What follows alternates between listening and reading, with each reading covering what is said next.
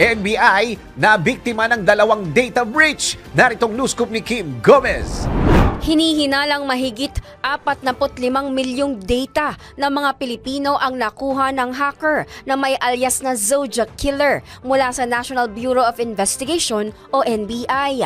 Batay ito sa ulat ng cybersecurity group na Deep Web Connect, kung saan ang mga nasabing datos na nahack ay mula sa taong 2016 hanggang taong 2024. Kabilang sa mga sinasabing impormasyong nilik ng Zodiac Killer ang pangalan, address, transaction ID at contact information.